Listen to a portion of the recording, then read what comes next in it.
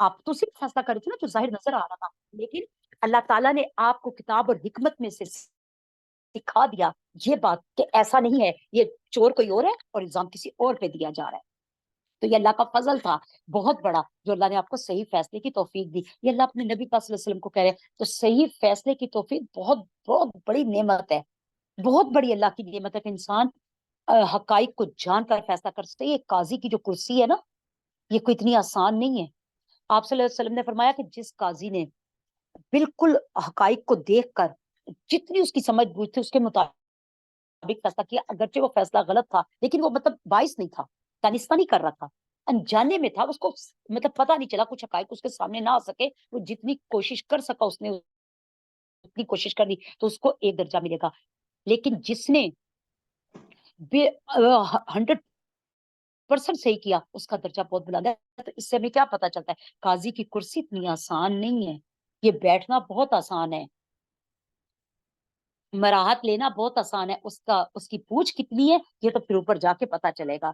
اور آج آپ دیکھیں کہ کیا کیا کچھ ہو رہا ہے اور ہمیشہ سے ہوتا ہی چلا آیا ہے۔ یہ فیصلے اتنے آسان نہیں ہوتے، نہیں ہے کوئی بھلائی ان کی بہت سی سرگوشیوں میں سوائے شخص کے جو حکم دے صدقے کا یا نیکی کا اور صلح کروائے دو لڑے ہوئوں کے درمیان، جو شخص ایسا کرے گا اللہ کی رضا حاصل کرنے کے لیے تو یقیناً ہم بھی اسے اجر دیں گے۔ سرگوشی کرنا، اس کی طرف اشارہ کیا جائے سورہ نساء میں۔ اصل یہ دیکھیں ساری باتیں کہاں ہیں؟ اس قسم کی باتیں عموماً عورتیں ہی کرتی ہیں، آپس میں خسر فسر کرنا، ایک دوسرے کی برائیاں کرنا۔ اللہ تعالیٰ کہہ رہے ہیں اگر سرگوشی میں یہ ہے کہ تم کوئی صدقہ دینے کی بات کر رہے ہو، یعنی کہ مجلس میں بیٹھے ہو یا کسی شادی میں بیٹھے ہیں، اب دیکھیں 2-3 لوگ بیٹھے ہو نا اور دو آپس میں خسر فسر شروع کر دے تو تیسرے کو خواہ شک پڑے گا کہ میری بات کر رہا ہے۔ اللہ کہتا ہے دیکھو اگر تو تم اسے کہہ دینا بھائی تم نے مجھے کل کہا تھا میں وہ سوٹ صدقہ کر دیا، تم نے زکات اپنی ادا کر دی، ایسی کوئی بات ہے، یا دیکھو میں نے تمہیں آگے بھی بتایا تھا میں نے اس سے بات کر لی ہے، بالکل اس نے کوئی تمہارے متعلق ایسی بات نہیں کی، تم بھی اپنا دل صاف کر دو۔ اس طرح کی سرگوشی کی تو اجازت ہے کہ آپ کسی کی صلح کروا رہے ہو، آپ صدقے کی بات کر رہے ہو، آپ خیرات کی بات کر رہے ہو، کسی نیکی کی بات کر رہے ہو، آؤ نماز پڑھیں، آپ آہستہ سے کہہ رہے ہیں، اس میں کوئی حرج نہیں ہے۔ لیکن اگر اور اس میں کیا ہے کہ اللہ کی رضا، تو اللہ تعالیٰ فرماتے ہیں ہم بھی تمہیں پھر عظیم اجر دیں گے۔ اب ایسے سرگوشی جو ہے نا اس طرح منع، آگے ہم پڑھیں گے انشاءاللہ، سرگوشی اس طرح کرنا منع ہے کیونکہ تیسرا خام خواہ یہ سمجھتا ہے کہ میری بات کی جا رہی ہے، اور جو شخص مخالفت کرے رسول اللہ صلی اللہ علیہ وسلم کی اس کے بعد تو اس کے پاس روشن نشانیاں آ جائیں اور وہ پیروی کرے مومنوں کے علاوہ کسی اور کی، تو ہم اسے پھیر دیں، یعنی اس راستے کی جس پہ مومن چلے، جس پہ آپ صلی اللہ علیہ وسلم نے جو بتایا صراط مستقیم کے علاوہ کسی اور کی، تو ہم پھیر دیں گے اسے جدھر وہ پھرتا ہے اور ہم داخل کریں گے اس کو جہنم میں، اتنا برا پھر وہ ٹھکانا ہے۔ یقیناً اللہ نہیں بخشے گا اس بات کو کہ شرک کیا جائے اس کے ساتھ، ہاں اس کے علاوہ وہ جو چاہے گا بخش دے گا، اور جو شخص شریک ٹھہرائے گا اللہ کے ساتھ تو یقیناً وہ تو گمراہ ہو گیا، بہت ہی دور نکل گیا گمراہی میں، ایک تو گمراہ ہوا پھر اتنا دور نکل گیا کہ واپسی بھی ناممکن رہی۔ شرک اتنی گندی چیز ہے، جب تک سانس ہے ہمارے پاس شرک سے توبہ ہے، اس کے بعد تو پھر بات ختم ہوگی، دور ہی نکل گیا۔ لیکن استغفر اللہ جو شرک میں ہوتے ہیں نا، آپ دیکھیں آپ ان کو جتنا مرضی سمجھا لیں ان کو سمجھ نہیں آتی ہے بات، نہیں وہ پکارتے اس اللہ کے سوا مگر عورتوں کو۔ عورتوں کو کیوں؟ آپ کو پتہ ہے دیویوں کے نام کیا تھے؟ نائلہ، اس طرح کے نام رکھے ہوتے ہیں۔ تو اللہ تعالیٰ فرماتے ہیں یہ انہوں نے دیویاں بنائی، اور آج آپ دیکھیں ہندوؤں کی بھی جو بت ہوتے ہیں وہ عورتوں کی شیپ کے ہوتے ہیں، نہیں وہ پکارتے مگر عورتوں کو، یعنی اللہ کو چھوڑ کر عورتوں کو پکارتے ہیں، یعنی دیویوں کو پکارتے ہیں۔ یہ نہیں پکارتے مگر صرف شیطان کو جو کہ بہت سرکش ہے، لعنت کی اللہ نے ان پر، اور کہا شیطان نے البتہ میں تو اللہ تعالیٰ ضرور لوں گا تیرے بندوں میں سے ایک حصہ، فرض کیا ہوا مقرر، اللہ میں لوں گا، اور میں ان کو گمراہ کروں گا، میں ان کو امیدیں دلواؤں گا، میں ان کو حکم دوں گا کہ وہ یقیناً وہ چیریں اپنے کان، چوپایوں کے بھی اپنے بھی، چوپایوں کے کان چیریں، اور میں انہیں ضرور حکم دوں گا کہ وہ یقیناً ضرور تبدیلی کرے اللہ کی خلق میں، اور جو کوئی بناتا ہے شیطان کو دوست اللہ کو چھوڑ کے تو یقیناً اس نے تو بہت بڑا خسارہ اٹھایا، اس نے بڑا نقصان کیا اپنا۔ شیطان نے اللہ سے وعدہ کر دیا کہ اللہ جی میں تیرے بندوں میں سے ایک مخصوص حصہ لیتے رہوں گا، مخصوص حصہ یعنی فرض کیا ہوا مفروضہ لکھا گیا حصہ اللہ میں لے کے رہوں گا۔ کون سے لوگ؟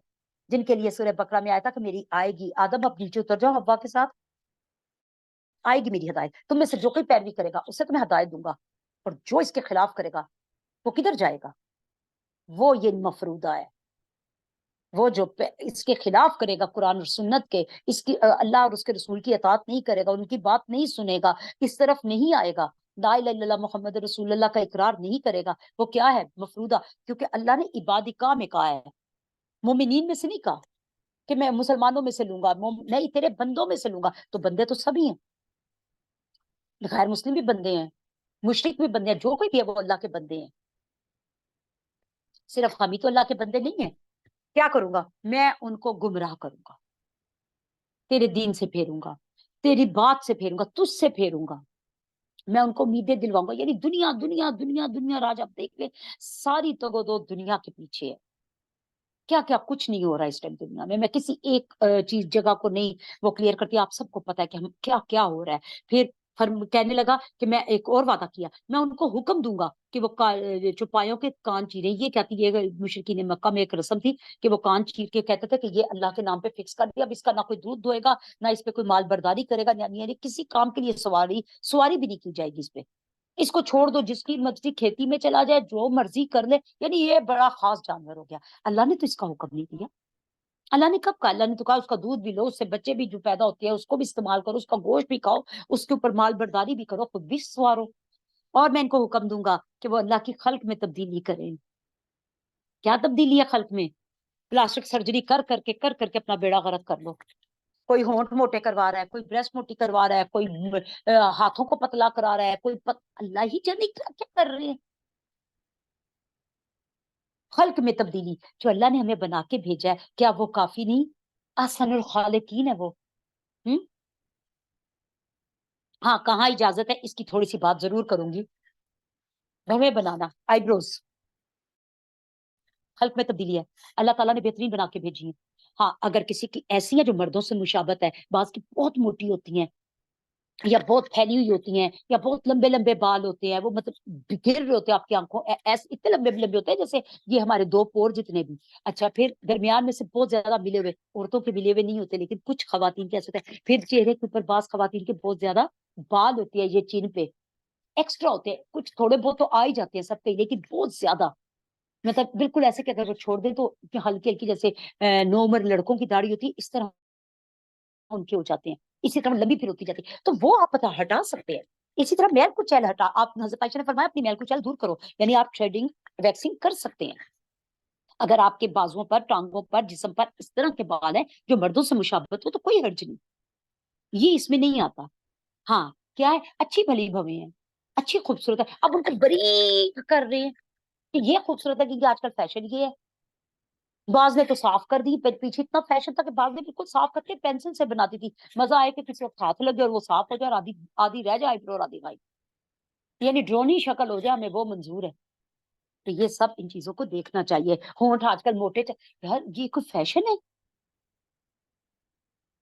टीके लगवा लगवा के होंठ मोटे किए जा रहे हैं आजकल। होंठ मोटे, निचला होंठ मोटे का फैशन है। ये कोई फैशन है? ये चीजें भी फैशन में होती हैं, आसन खालिकीन की बनाई हुई। और वो शैतान वादा करता है, वो उम्मीदें दिलाता ही नहीं, और वो वादा, और शैतान का वादा तो यकीनन धोखे का वादा है। कर लो फिर उसकी, वो तो दुनिया दुनिया दुनिया में ले जाएगा।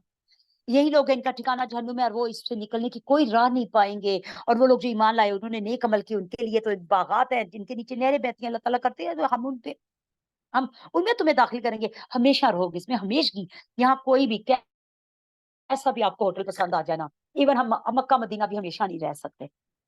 दिल चाहता है कि वही बात है, बार बार जाए, लेकिन वहां रह नहीं सकते, हमेशगी नहीं है। अच्छा, वहां से आपको इजाजत भी मिल जाए ना, फिर भी आपको अपने घर आने की तलब शुरू हो जाती है। ऐसा नहीं है, हालांकि वो अल्लाह का घर है, कैसा तड़पते हैं बार बार जाए, लेकिन फिर भी हमेशगी नहीं। वाहिद जन्नत है जिसमें हमेशगी होगी, और हम कोई आपको निकालेगा नहीं वहां से। ये है जन्नत। सबसे बड़ी खूबी क्या है? जो हमेशगी, खालिदीन फीहा अबदा। अल्लाह का पक्का वादा, सच्चा वादा है। अल्लाह से ज्यादा कौन है सच्चा अपने कोलो करार में? नहीं है तुम्हारी ख्वाहिशात पे अहले किताब, ना तुम्हारी ख्वाहिशात पे मुशरिकीन मक्का, ना अहले किताब की ख्वाहिशात पे। तुम में से जो कोई अमल करेगा बुरा, तो वो बदला दिया जाएगा उसके साथ, और अल्लाह के सिवा अपने कोई दोस्त और मददगार ना पाएगा। तुम जो मर्जी कहते रहो, पीछे हमने आयत पढ़ी ना कि नहीं माफी मिलेगी, नहीं जन्नत में दाखिल होगा जो यहूदी हो, नहीं होगा जो नसारी हो, नसारा, और नहीं होगा जो साबी। अल्लाह ने फरमाया नहीं, तुम में ये सब तुम्हारी तमन्नी है। और आज अफसोस, हम मोमिन मुसलमान भी यही कहते हैं। हाँ, जन्नत में वाकई कोई दाखिल नहीं होगा जब तक ला इलाहा इल्लल्लाह मुहम्मद रसूलुल्लाह नहीं पढ़ा होगा। ये कम से कम है, राई बराबर ईमान है ये। لیکن ایمان میں داخل تو ہو، پر وہ بھی سزا بھگت کے، تو سزا کیا ہے؟ فماس براکم النار. ہم وہ بھول جاتے ہیں، بس اتنا یاد رکھتے ہیں کہ ہاں جائیں گے تو ضرور، الحمدللہ یہ بھی اللہ کا بڑا فضل ہے ہم پر، لیکن سزا بھی بڑی سخت ہے.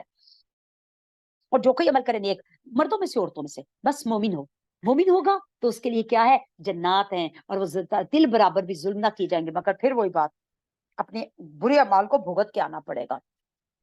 کون زیادہ اچھا ہے دین میں اس شخص سے جو جھکا دے اپنا چہرہ اللہ کے لیے؟ یعنی اصل دیندار شخص کون ہے؟ جو اپنے چہرے سے مراد اپنی سوچ، اپنی تھنکنگ اور اپنا نفس ہے. چہرہ جھکانے کا یہ مطلب ہے کیونکہ چہرے کے اوپر دماغ ہے، دماغ کو اللہ کے حوالے کر دو، بس جو اللہ کہہ رہا ہے مجھے وہی سننا ہے، مجھے میرے پاس انکار کی کوئی گنجائش ہی نہیں ہے. اور وہ نیکی کرنے والا محسن ہو اور پیروی کرے ابراہیم علیہ السلام کے طریقے کی، وہ جو حنیف تھے، وہ جو یکسو تھے، اور بنا لیا اللہ نے ابراہیم کو اپنا خاص دوست. اور اللہ کے لیے جو کچھ آسمانوں میں، جو کچھ زمین میں ہے، اور اللہ کے لیے ہر چیز کو اللہ گھیرنے والا ہے. وہ فتویٰ آپ سے پوچھتے ہیں عورتوں کے بارے میں، کہہ دیجئے فتویٰ دیتا ہوں میں تمہیں، اللہ فتویٰ دیتا ہے تمہیں اس بابت کہ جو بھی پڑھا جاتا ہے تم پر کتاب میں یتیموں کے بارے میں، وہ عورتیں نہیں تم دیتے جو جن کے مہر، اور تم یہ چاہتے ہو کہ رغبت سے کھا لو، یہ کہ تم نکاح کرو ان سے، اور کمزوروں بچوں کے بارے میں. اب دیکھیں یہاں نساء فی یتام النساء، خاص طور پہ یتیم عورتیں، لیکن عورت کو بھی یتیم ہی سے تشبیہ دی آپ صلی اللہ علیہ وسلم نے، کیونکہ کمزور ہے عورت. عورت اپنے لیے اس طرح جھگڑا نہیں کر سکتی، مرد کے آ کے بھی کمزور ہے. اچھا، تو اللہ تعالیٰ، انہوں نے پھر دوبارہ، صحابہ کرام کو فکر ہوتی تھی، بار بار فتوے پوچھتے تھے. پھر پوچھا کہ اگر ان یتیم عورتوں سے ہم نکاح کریں تو کیسا ہے؟ فرمایا ان کے مہر ادا کرو. یہ نہیں ہے کہ کیونکہ تم یتیم کو سہارا دینے لگے تو تم مہر کھا جاؤ، مہر ادا کرو. اور دیکھو کمزور بچے یعنی یتیم بچے، اور یہ کہ تم قائم رہو یتیموں کے لیے انصاف پر. جب یتیم بچوں کو بھی اپنی کفالت میں لو تو اللہ سے ڈر کے لو، ان کے مال کی حفاظت کرو اور انصاف کے ساتھ کرو. اور جو کچھ بھی تم کرو گے اچھائی میں سے تو تحقیق اللہ نے تو اس کو جان لیا، اللہ تو خود جاننے والا ہے. اور اگر کوئی عورت اندیشہ کرے اپنے خاوند سے، اب دیکھیں پیچھے بات آئی تھی نا کہ مرد کے ساتھ بد زبانی کیا، مرد کی ساری بات آئی تھی کہ مرد کیا کرے ایسی عورت کے ساتھ. یہاں پہ کیا بات آئی؟ کیونکہ وہاں اتنا ٹائم ہے نا، عورتیں بڑی بے چین رہتی ہیں. اچھا، مرد ایسا ہو تو اس کے لیے تو یہ ہے کہ وہ عورت ایسی ہو تو اس کو وہ مارے، اس کو یہ کرے. تو عورت کے لیے کہ اگر مرد ایسا ہو تو اس کا بھی جواب اللہ تعالیٰ نے ہمیں دیا. کیا؟ اگر کوئی عورت وہ اندیشہ کرے اپنے خامند سے ظلم و زیادتی کا، یعنی وہ سمجھتی ہے کہ اس کا خامند اس کے ساتھ بہت زیادتی کر رہا ہے، اس سے اعراض کر رہا ہے، بے رخی بد رہا، اس کی طرف توجہ ہی نہیں کر رہا، نہ اس کو منہ لگاتا ہے، نہ اس کو خرچہ پانی دیتا ہے، نہ اس کو سراتا ہے، نہ اس کی عزت کرتا، کچھ بھی نہیں کرتا، تو نہیں کوئی گناہ ان دونوں پہ یہ کہ وہ دونوں صلح ہی کر لیں آپس میں. اور صلح ہی تو بہتر ہے. اور نفس تو جب بھڑکاتا ہی ہرس اور طمع کی طرف ہے. نفس میں تو یہ چیز بھری ہوئی ہے کہ ہرس بھی ہے، بخل بھی ہے. لیکن تم کیا کرو؟ صلح کی طرف جاؤ، مت چھوٹی چھوٹی باتوں کو اتنا بہت بڑا ایشو بناؤ. اور اگر تم نیکی کرو اور تقوی اختیار کرو تو بلا شبہ اللہ ہے اس کے ساتھ جو تم کرتے ہو. اب یہاں پہ ایک ہی بات کہہ کے اللہ نے بات ختم کر دی. کیا؟ کہ عورت جتنی حد تک صلح کر سکے مرد کے ساتھ صلح ہی رکھے. اب اس کی ریزن کیا ہے؟ نمبر ایک تو یہ ہے کہ مرد ہے طاقتور. اب اگر اس کے ساتھ عورت بھی ہاتھ اٹھانے لگ جائے تو کیا ہوگا؟ ظاہر سی بات ہے عورت مرد کو نہیں مار سکتی، اس کی اتنی قوت ہی نہیں ہے. اور عورت مرد کی مار برداشت بھی نہیں کر سکتی، اس کے اتنی جسمانی طاقت ہی نہیں ہے اس میں. تو اسی لیے کیا ہے؟ صلح کرو. اگر مرد بولنے پہ اتر ہی آیا تو سائڈ پہ ہو جاؤ. پھر اس کا بھی حل بتا دیا کہ اگر بالکل ہی حد ہو گئی ہے تو دونوں گھروں کے بڑوں کو بٹھا لو اور بہتری کا فیصلہ کر لو.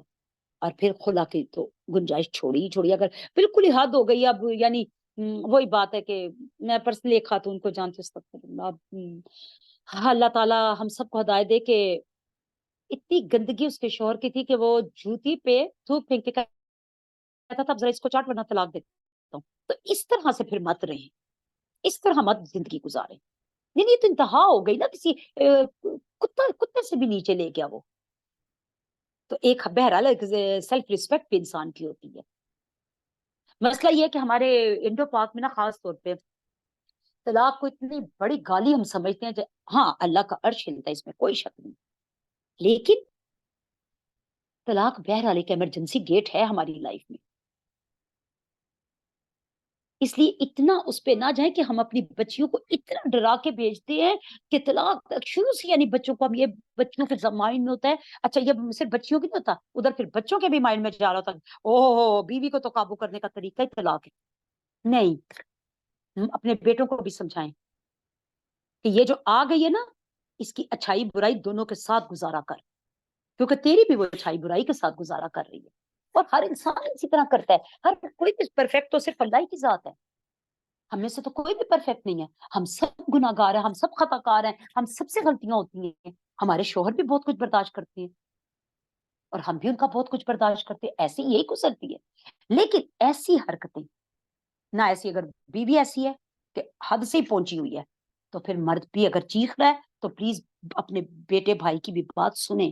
بعض گھرانوں میں اتنا ہے کہ وہ بیچارے مرد کی کچھ سننے کو تیار نہیں، اور بعض گھرانوں میں بلکہ عموماً تو خیر ایسا ہی ہمارے یہاں، لیکن ایسا نہیں ہے، کہیں پہ مرد بھی بہت مظلوم ہے، یہ یاد رکھیے گا، ایسا نہیں ہے، ہر جگہ پہ عورت نہیں مظلوم ہوتی، لیکن 90% جو ہے وہ عورت ہوتی ہے، کیونکہ اس کی وجہ دیکھیں وہ کمزور ہے، اور دوسرا ہمارا معاشرہ، ہمارے ہاں ایسا ہے کہ اگر کسی بچی نے یہ بات کہہ دی کہ مجھے اس کے ساتھ نہیں رہنا، تو ماں باپ کی آنکھیں بدل جاتی ہیں، بہن بھائیوں کو تو چھوڑے، ماں باپ کی آنکھیں بدل جاتی ہیں کہ اب تیرے بچوں کو کون سنبھالے گا، اور عورت اسی لیے عورت کو کہا گیا صلح ہی کر، کیونکہ باپ ہی اپنی اولاد سنبھال سکتا ہے، لیکن اللہ تو اس کو مکلف کرتا ہے طلاق کی صورت میں بھی، جب تک بچے بالغ نہیں ہو جائیں گے باپ پر نانفقہ رہے گا۔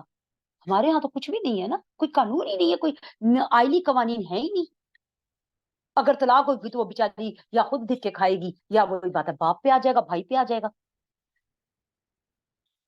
لیکن بہرحال آپ صلی اللہ علیہ وسلم نے فرمایا بہترین صدقہ لوٹائی گئی بیٹی پہ خرچ کرنا، یعنی اب اگر ایسا ہو ہی گیا ہے تو بہترین صدقہ ہے اس بچی پہ خرچ کرنا، اس لیے اس طرح اپنی بیٹیوں کو مت پلیز کریں، بڑی نازوں سے پالتا ہے ہر کوئی اپنی بیٹی، سب کو اپنی اولاد بڑی پیاری ہوتی ہے، تو اس طرح مت ان کو دوسروں کی تھوکے چاٹنے کے لیے مت چھوڑیں۔ ہاں گزارا کروانا یہ بھی ضرور ہے، ماں باپ تھوڑا دل پہ پتھر بھی رکھے، بیٹیوں کو سمجھائیں بھی کہ بچے اتنی اتنی باتوں پہ نہیں اس طرح کرتے، مثلا میں ایک اور آپ کو بچے کی بات بتاتی ہوں کہ ظاہر ہے میرے پاس بہت سی باتیں بھی آتی تھی، فیملی میں بھی ہوتی ہے، ارد گرد بھی ہوتی ہے، انسان دیکھتا ہے، آپ لوگوں کے پاس بھی بہت کچھ ہوگا، لیکن مجھے اللہ نے بولنے کا موقع دے دیا، میں بولی جا رہی ہوں، بس یہ فرق ہے۔ اور وہ بچی اتنی چھوٹی چھوٹی سی بات پر کہ جی سسر نسا کہہ دیا کہ نکلو نکلو گھر سے، اور وہ جناب جا کے ماں کے بیٹھ گئی، لیکن ماں سمجھدار تھی، اس نے کہا چل واپس، ٹھیک ہے بے وقوفی ہے، اور آرام دیکھ کتنے ہیں، اپنی مرضی سے سو کے اٹھتی ہے، گھر کا اتنے کام کی ذمہ داری تجھ پہ نہیں ہے، 3 سال تیری شادی کو ہو گیا ہے، کوئی ذمہ داری وہ تیرے اوپر نہیں ڈال رہے، کھانے کو ملتا ہے بہترین، تو رہ رہی ہے، ہر چیز تیری پوری ہو رہی ہے، پھر تجھے کیا تکلیف ہے؟ اگر کہہ بھی دیا اپنے بیٹے کو کہہ رہا ہے، تجھے کیا بیچ میں؟ بیٹا جانے اور باپ جانے، تمہیں کیا وہ کہہ رہے ہیں؟ چھوٹی چھوٹی باتوں پہ کیوں اس طرح چڑچڑ کر رہی ہے؟ چل واپس، اور 2 دن بعد اس نے واپس بھیج دیا، تو یہ ماں باپ کا بھی بہرحال اس میں کوئی رول ہے، ایسا نہیں ہے کہ ہمیشہ ہی کہ بچی ذرا سی بات پہ آئی اور جناب ماں باپ بھی شروع ہو گئے چلو چلو کوئی ضرورت نہیں، ہم مرد ہی کے ہم ایسا نہیں، بچیوں کو سمجھانا بھی فرض ہے، دیکھنا پڑے گا بچی کیا کمپلینٹ دے رہی ہے، کمپلینٹ دیکھیں، اگر تو بچی کی جائز ہے تو بات کریں، ورنہ بچی کو سمجھا کر واپس بھیجیں، کیونکہ بلا وجہ میں معاملوں کو بڑھانا نہیں چاہیے، تو صلح ہی خیر ہے، کیونکہ نفس تو ہے ہی بخل پر، وہ تو چاہتے ہیں، وہ تو ہے ہی اس طرح کا، اور ہرگز نہیں تم اطاعت رکھو گے یہ کہ تم عدل کر سکو درمیان عورتوں کے، اگرچہ تم حرص رکھتے ہو، چنانچہ تم جھکو، مکمل جھک جانا ایک ہی طرف، اور تم دوسری کو بالکل ایک طرح متلقہ ہی چھوڑ دو، لٹکی ہوئی چھوڑ دو، اور اگر تم صلح کر دو اور تقوی اختیار کرو تو یقیناً اللہ تعالیٰ بہت بخشنے والا اور نہایت رحم کرنے والا ہے، اور اگر پھر بھی صلح نہیں ہوتی، پہلے تو 2 شادیوں پہ اللہ تعالیٰ نے بات کر دی کہ اس طرح مت کرو کہ ایک کو تو دل و جان سے چاہ رہے ہو اور دوسری کو بالکل گفٹ ہی نہیں دے رہے ہو، ہاں ٹھیک ہے، آپ صلی اللہ علیہ وسلم نے فرمایا اللہ سب کے درمیان برابری رکھتا ہوں، پر اس دل کا کیا کروں، عائشہ کی طرف جھکتا ہے،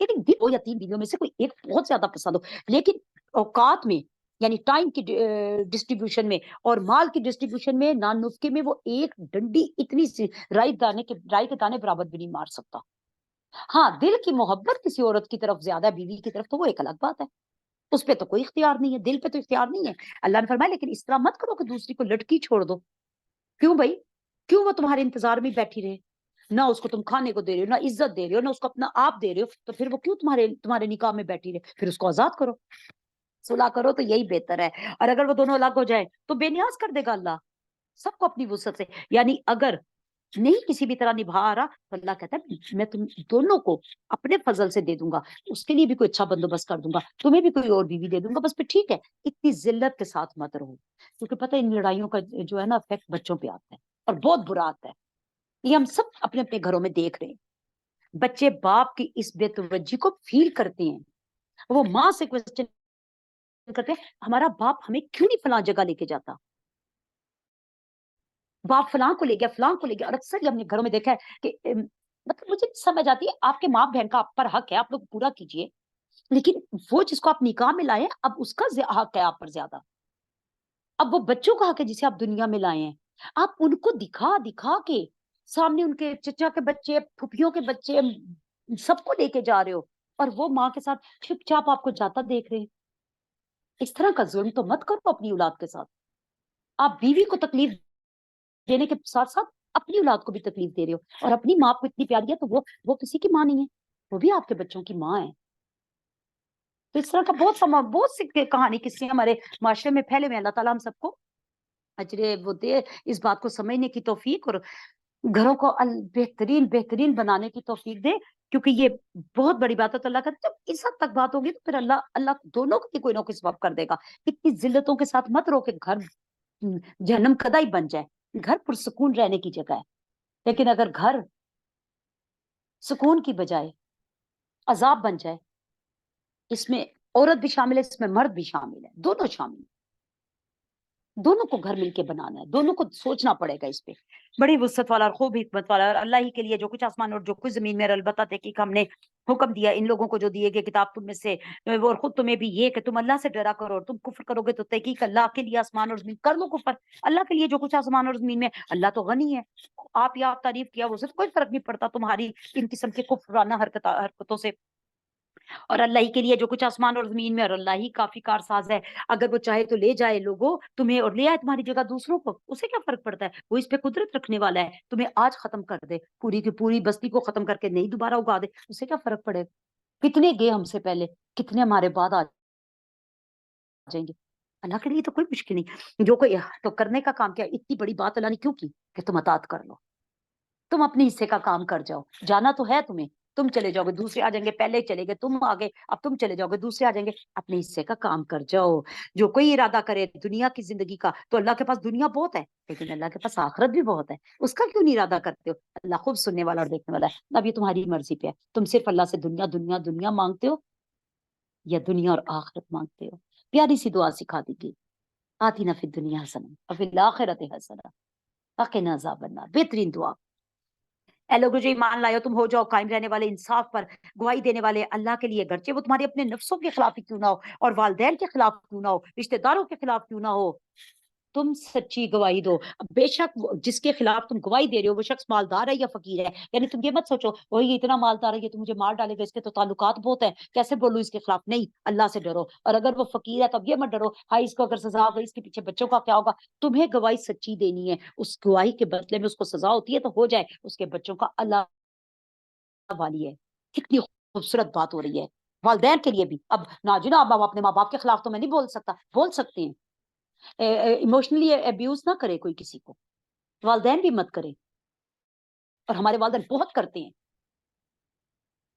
کیوں؟ ماں باپ ہے تو کیا ہو گیا، جو ماں باپ کا احترام ہے وہ اپنی جگہ، لیکن اگر وہ کسی جگہ پہ غلط کر رہے ہیں تو ان کے اللہ دیکھیں جگہ جگہ اللہ کہتا ہے میرے بعد میرے ساتھ شرک نہ کرنا، پھر والدین کی خدمت کرنا۔ یہاں فرمایا اگر والدین کے بھی خلاف ہو تو کھڑے ہو جانا گواہی کے لیے، یعنی اگر والدین کسی ایک بچے کے ساتھ زیادتی کرے تو باقی بہن بھائیوں کا فرض بنتا ہے کہ وہ کھڑے ہوں، اور اگر نہیں کھڑے ہوتے تو پھر ٹھیک ہے، وہ بھی ان کے ساتھ ہی بھگتیں گے۔ اپنی اپنی قبر کا حساب ہے بھائی، یہ ذہن میں رکھیں۔ یہ والدین کا احترام نہیں ہے کہ آپ ان کو غلط کام سے نہ روکیں، نہیں ہے یہ احترام والدین کا۔ والدین کا احترام الگ چیز ہے، اور حق سچ کا ساتھ دینا الگ چیز ہے۔ ان دونوں کو مکس کر کے نا دوسرے کے اوپر ایموشنلی ایک جو ہے برڈن ڈال دیتے ہیں، بالکل بھی ایسا نہیں ہے۔ بس نہ تم پیروی کرو خواہشات کی، یہ کہ تم انصاف نہ کرو اور تم زبانوں کو موڑو. یعنی جب گواہی جھوٹی دی جاتی ہے تو اس کا مطلب ہے آپ زبان کو موڑیں گے. وہی بالکل بات ہے جو پیچھے یہود کے لیے آئی. آپ الفاظ کو تبدیل کریں گے نا تبھی دیں گے نا. جیسے کوئی تھا، انہوں نے اپنے ایک بچے کو پتہ نہیں کچھ دے دیا تو دوسرا بیٹا صاحب کہتا کہ یہ تو چیلنج بھی ہو سکتا ہے، کوئی مسئلہ نہیں ہوتا، عدالت میں جا کے کہہ دیا جائے. تو اس ٹائم والد صاحب کا دماغ ٹھیک نہیں تھا. یہ کیا ہے زبان کو موڑنا؟ اس طرح کی جھوٹ جھوٹ پہ گواہی تو پھر ٹھیک ہے بھگت لو. یہ بہت سے قصے آپ لوگوں کو اپنے ارد گرد ملتے ہوں گے. ہم سب کی زندگیاں اسی طرح ہی ہیں. اور تم اعراض کرو تو تحقیق، یعنی تم سچی گواہی سے اعراض کرو تو تحقیق اللہ ہے اس کے ساتھ جو کچھ تم عمل کرتے ہو باخبر. اللہ نے دیکھ لیا، اللہ نے سن لیا، اللہ نے لکھ لیا جو کچھ تم کہتے ہو، جو کچھ تم بولتے ہو. اب دیکھیں وہ ممکن ہے اس شخص نے کبھی بھی ایسا کام کیا نہ ہو، لیکن وہ لکھا گیا جو اس نے کہا کہ میں ایسا بھی کہہ سکتا ہوں. تو کہ بولتے وقت تھوڑا ہمیں زبان سب کے پاس ہے، الفاظ بھی ہیں، کب کون سی جگہ پہ بولنا اور کیا بولنا ہے یہ سینس بھی ہونی چاہیے.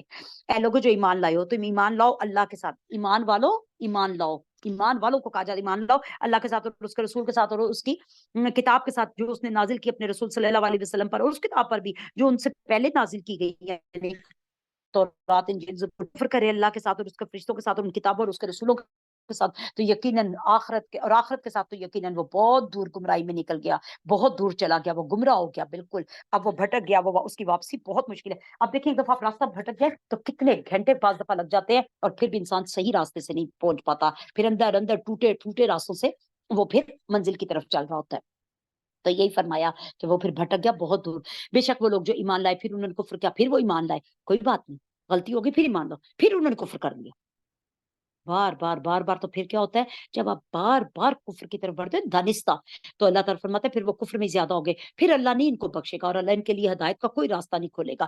آپ خوشخبری دے دیجئے صلی اللہ علیہ وسلم منافقوں کو اس بات کی کہ ان کے لیے عذاب ہے بہت دیر تک. وہ لوگ جو بناتے ہیں کافروں کو دوست، مومنوں کو چھوڑ کر وہ تلاش کرتے ہیں عزت ہے ان کے پاس، اسرائیل کے پاس ہے عزت، ہاں انہیں کے لیے جاتے ہیں. ہر ملک تڑپ رہا ہے کہ کسی طرح یہاں پہ یہ چیز ہو جائے اور میں اس کو تسلیم کروا دوں. کیا ملے گا؟ کیا ملے گا اس کو تسلیم کر کے؟ دنیا کی عزت دے گا وہ یہود جس کے لیے قرآن جگہ جگہ ہمیں بتا رہا ہے. کتنے دکھ کی بات ہے مسلم کنٹریز ان کے ڈر سے نہیں بول رہے. اور کیا ہو گیا غزہ میں، ہمارے دیکھتے دیکھتے تباہ کر دیا انہوں نے، لیکن کوئی نہیں بولا. تو اللہ کیا فرما رہا ہے کہ مومنوں کو چھوڑ کے ان کے پاس عزت تلاش کرتے ہو تو یاد رکھو عزت تو اللہ کے پاس ہے ساری کی ساری، وہی دیتا ہے. وہ تو عزت من تشاء وہ تو ذل من تشاء. تم بادشاہی کی کرسی پہ بھی بیٹھ جاؤ، اگر تم عزت اللہ نے نہیں دی تو نہیں دینی اس نے، نہیں دینی اس نے. اور تم قبر کے اندر بھی چلے جاؤ تو اگر تمہارے نصیب میں عزت ہے تو وہ لوگ بھی آ کے قبر پہ پھول چڑھا جائیں گے. جو یہ الگ بات ہے کہ پھول چڑھانے چاہیے یا نہیں، اس کا نہیں میں جا رہی، ایک مثال کے طور پہ بات کی ہے جنہوں نے زندگی بھر شاید دکھ دی، کیونکہ اللہ عزت دیتا ہے، مرے ہوئوں کو بھی دے دیتا ہے. یہ عزت اللہ کے پاس ہے، یہ ان لوگوں کے پاس نہیں ہے، اس لیے ان کو دوست مت بناؤ. اور تحقیق اس نے نازل کیا تم پر کتاب یہ کہ جب تم سنو اللہ کی آیتیں کہ کفر کیا جا رہا ہے اس کے ساتھ اور ان کا مذاق اڑایا جا رہا ہے تو مت بیٹھا کرو اس جگہ پہ. ایک عام قاعدہ میں دے دیا. ہم کہتے ہیں نا اب ہم کیا کریں، میرے سمیت ہم سب یہ کہتے ہیں کیا کریں. اللہ تعالیٰ نے ہمیں حل بتا دیا کہ جب اللہ کی آیتوں کا مذاق اڑایا جائے تو اس جگہ پہ مت بیٹھو اس وقت تک جب تک کہ وہ کسی اور بات میں نہ مشغول ہو جائے. یعنی جہاں کا اللہ کی قرآن کی آیتوں کا مذاق اڑایا جا رہا ہو، آیات کی نفی کی جا رہی ہو، وہاں سے اٹھ جاؤ اتنی دیر کے لیے. ہاں جب وہ پھر دوبارہ، ہمارے اپنے بچے بھی ہو سکتے ہیں کسی دور بھی ہم جاتے ہیں وہ قرآن کے خلاف کچھ کر رہے ہیں، اس وقت ان کے پاس سے ہٹ جاؤ. پھر جب وہ نارمل باتوں میں آ جائیں تو واپس آ جاؤ. ہمارے اپنے رشتے دار، ہمارے بہن بھائی، ہمارے ارد گرد کے لوگ ہیں یہ سب. یہ کوئی ہم کسی کافر کی بات نہیں کر رہے، ہم اپنی بات کر رہے ہیں. اللہ کہتے ہیں جب ان کے ساتھ اس وقت مت بیٹھو.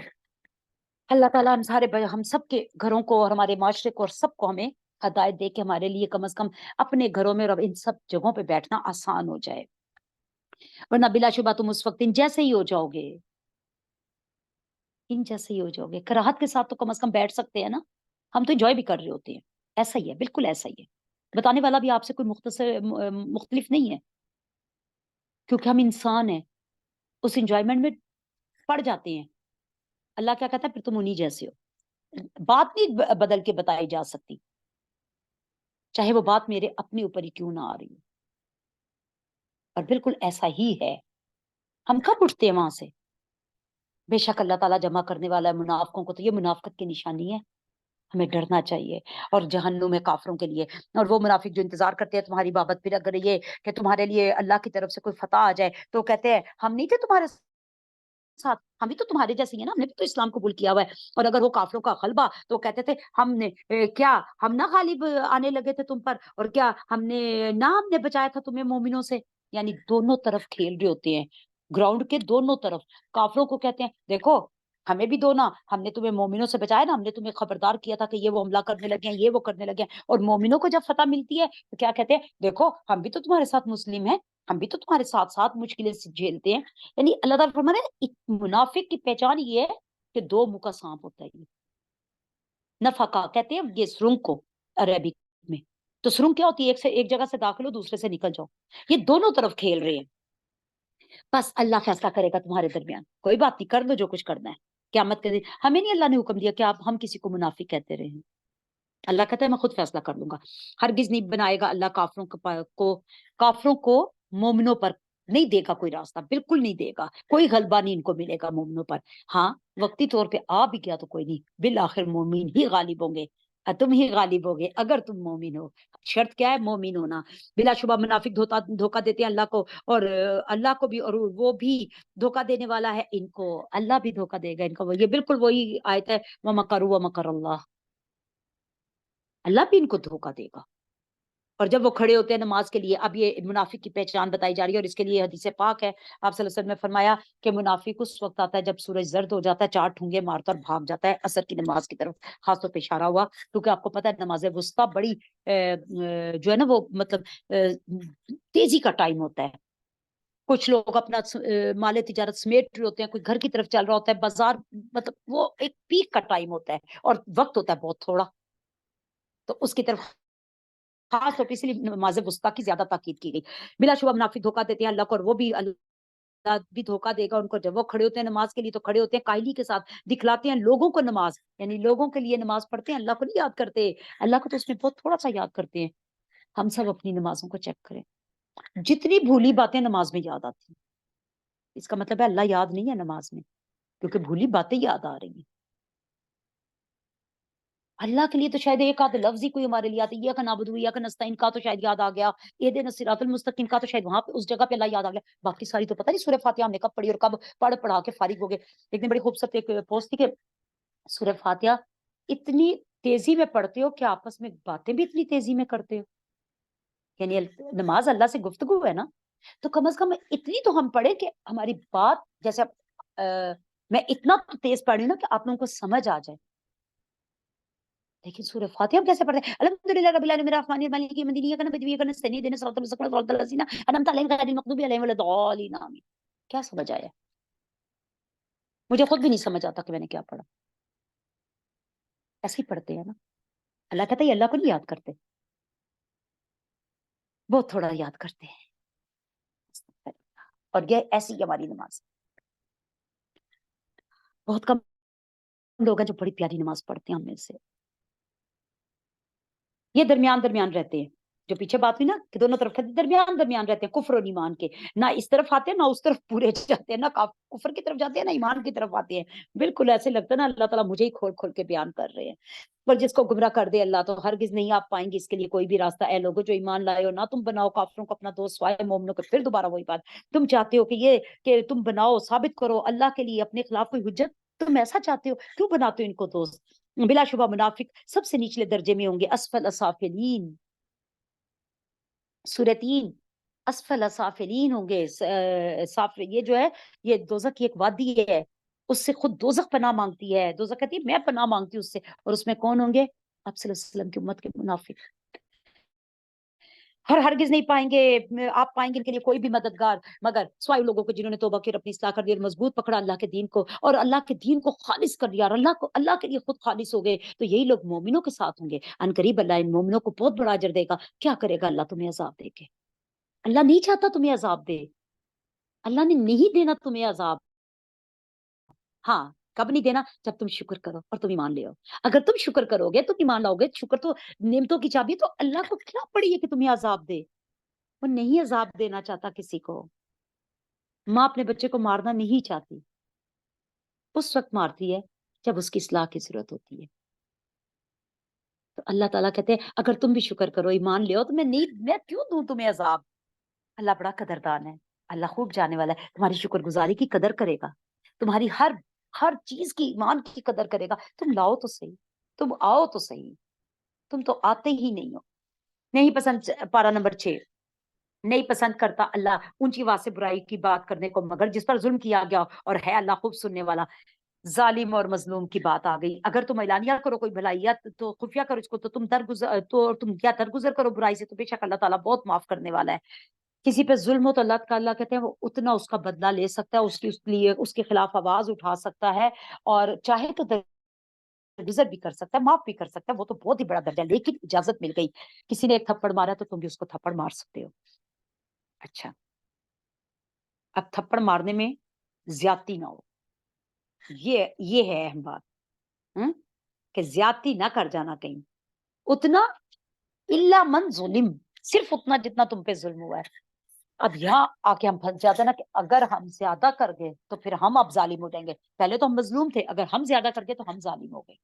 बड़े एहतियात की ज़रूरत है, लेकिन ज़ुल्म के खिलाफ आवाज़ उठानी चाहिए, क्योंकि ज़ुल्म सहते जाओ तो ज़ालिम ऊपर जाता जाता है। तो इसलिए ज़ुल्म के खिलाफ हाँ, छोटी-मोटी आपस के घरों की बातें तो वो तो माफ़ कर दो तो बेहतर है, लेकिन बहुत बड़े-बड़े जो मसाइल उन पे फिर बात करनी चाहिए, मुतल्लिका लोगों से बात करनी चाहिए। बेशक वो लोग जो कुफ़्र करते हैं अल्लाह के साथ और उसके रसूलों के साथ, वो चाहते हैं ये कि तफ़रीक करें लोगों के दरमियान अल्लाह और उसके रसूलों के, वो कहते हैं हम तो ईमान लाए बाज़ पर और बाज़ का कुफ़्र हम करते हैं, यानी अल्लाह के रसूलों के दरमियान तफ़रीक करते हो? फ़र्क करते हो? नहीं, ऐसा नहीं हो सकता। वो चाहते हैं ये कि इनके दरमियान-दरमियान कोई रास्ता बना ले। ये लोग वही हैं काफ़िर पक्के, और हमने तैयार किया हुआ है काफ़िरों के लिए अज़ाब रुस्वा-कुन, और वो लोग जो ईमान लाए हैं अल्लाह के साथ और उसके रसूलों के साथ और नहीं वो उनमें किसी एक में भी तफ़रीक करते, यही लोग हैं। इनके अजर अल्लाह के पास और जल्द ये दिए जाएँगे वो अजर, और अल्लाह बड़ा बख्शने वाला, बड़ा गफूर रहीम है। ऐ लोगों, ये सवाल करते हैं आप सल्लल्लाहु अलैहि वसल्लम से, अहले किताब, ये कि आप उतार लाएँ इन पर कोई किताब आसमान से। सो तहकीक इन्होंने ऐसी ही बातें, बड़ी-बड़ी चीज़ों का सवाल किया था मूसा अलैहिस्सलाम से भी। यानी कोई आपसे नहीं किया, नबी पाक सल्लल्लाहु अलैहि वसल्लम, इनकी काम ही ये करते ही ऐसे हैं। ये इसी तरह ही करते थे। उन्होंने कहा, "हमें दिखाओ अल्लाह जहरा, हमें ज़ाहिरी दिखाओ।" तो पकड़ लिया आसमान की बिजली ने, बावजह जो उन्होंने ऐसी गलत बात की। अल्लाह ताला को देखने की बात बज़ाते खुद एक ज़ुल्म है। तुम अल्लाह को देख सकते हो? आँखों में इतनी बसारत है? फिर उन्होंने बना लिया बछड़े को माबूद, इसके बाद तो उनके पास वो रोशन निशानियाँ आ गई थी, हमने फिर भी उनको माफ़ किया और हमने दी मूसा अलैहिस्सलाम को गलबा, किस पर? फ़िरौन पर, और हमने बुलंद किया इनके ऊपर तूर और इनसे इकरार भी की लिया ले इकरार लिया हमने, और इन्हें कहा तुम दाखिल हो जाओ दरवाज़ों में सजदा करते हुए, और हाँ, देखो ज़्यादती करना हफ़्ते के दिन में, और हमने लिया इनसे एक पुख्ता अहद, फिर हमने लानत की इन पर इस वजह से कि ये अपने अहद तोड़ देते थे। यानी पहाड़ खड़ा करके इनसे अहद लिया, फिर तौरात दी इनसे, हर जगह पे इन पे अहद लिया। ये अहद करते गए और तोड़ते गए, और इस वजह से भी हमने इनको इन पर लानत की कि ये अल्लाह की आयतों का कुफ़्र करते थे, और इस वजह से भी हमने इन पर लानत की कि ये अल्लाह के नबियों को कत्ल किया करते थे नाहक। वो कुछ नहीं बेचारे इनको कहते थे सिवाय इसके कि आ जाओ अल्लाह की तरफ, और ये आगे से जवाब क्या देते थे? हमारे दिलों पर तो पर्दे हैं, हमारे तो दिल गुलाफ में है। गुलाफ में होने का मतलब ये है कि पाक साफ है। जो चीज़ गुलाफ में आज हम कहते हैं ना इसको लपेट दो ताकि इसके ऊपर डस्ट ना आए, तो हमारे तो दिलों पे कोई डस्ट आई नहीं। हम क्यों तुम्हारी बातें सुने? हम क्यों अल्लाह पर ईमान लाएँ? नहीं, बल्कि अल्लाह ने ही मोहर लगा दी इनके दिलों पर, इस वजह से कि ये कुफ़्र करते थे। बहुत थोड़ा ये हैं जो ये ईमान लाते हैं। थोड़ा ईमान और बहुत थोड़े लोग, दोनों मायने हैं। और बस अब इनके कुफ़्र के और इनके बाँधने के मरियम पर बहतान बहुत बड़ा, इस वजह से भी अल्लाह कहता है मैंने इन पर लानत की कि इन्होंने मेरी न जो